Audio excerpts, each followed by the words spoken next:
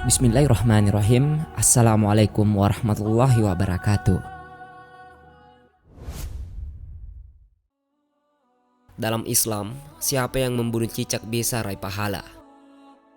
Meski cicak adalah hewan yang digolongkan hewan fasik dan juga diperintahkan untuk dibunuh, namun Allah juga menyelipkan pelajaran berharga dari diciptaannya cicak. Berdasarkan hadis, siapa yang membunuh cicak akan mendapatkan pahala.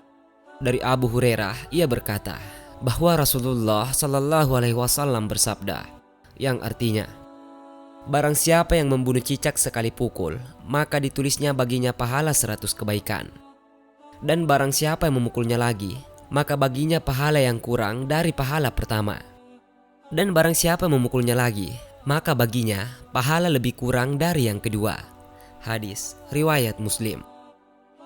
Dari Ummu Syarik radhiyallahu anha, ia berkata, Rasulullah Shallallahu Alaihi Wasallam memerintahkan untuk membunuh cicak. Beliau bersabda, dahulu cicak ikut membantu meniup api untuk membakar Ibrahim alaihissalam. Hadis riwayat Bukhari. Kata Imam Nawawi, dalam satu riwayat disebutkan bahwa membunuh cicak akan mendapatkan 100 kebaikan. Dalam riwayat lain disebutkan 70 kebaikan. Kesimpulan dari Imam Nawawi, semakin besar kebaikan atau pahala dilihat dari niat dan keikhlasan. Jika dilihat dari makin sempurna atau kurang keadaannya, 100 kebaikan yang disebut adalah jika sempurna, 70 jika niatnya untuk selain Allah.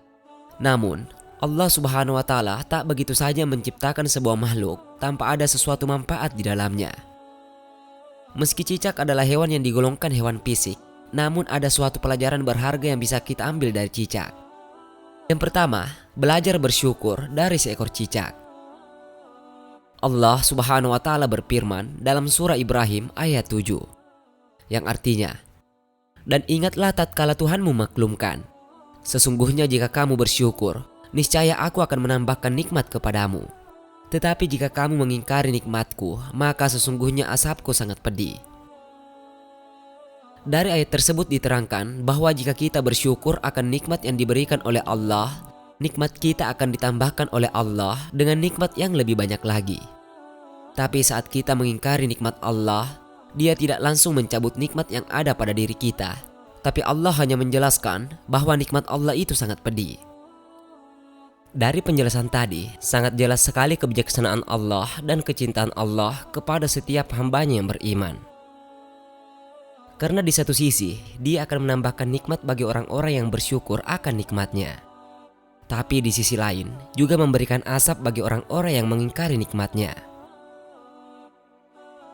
Bersyukur juga bisa kita lakukan saat kondisi kita tengah terbatas untuk menjemput rezeki dari Allah. Tapi kita terus berusaha keras untuk menjemput rezeki itu dengan kondisi kita yang terbatas dan tanpa ucapan keluhan sedikit pun. Lalu yang kedua, sementara kolerasi dengan cicak adalah meskipun rizkinya sudah ditentukan, tetap saja cicak bersyukur dan berusaha untuk mendapatkan makanannya. Bisa kita bayangkan bagaimana sulitnya menangkap mangsa cicak seperti nyamuk. Si cicak harus mengejar, bahkan menunggu dengan sabar, berharap ada nyamuk yang melintas di depannya. Sebagai manusia yang dibekali akal pikiran, malu rasanya kalau sebagai manusia tidak mau bersyukur.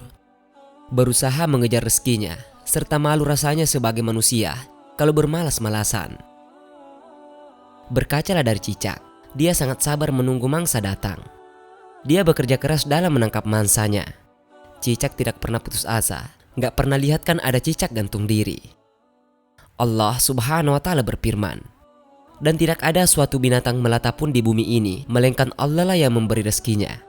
Dan Dia mengetahui tempat berdiam binatang itu dan tempat penyimpanannya. Semuanya tertulis dalam kitab yang nyata.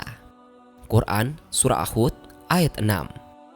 Oleh karena itu, sangat malulah kita sebagai seorang manusia yang masih mengeluh kepada Allah untuk mencari rezeki, dengan alasan kondisi kita yang seolah tidak mungkin untuk menjemput rezekinya.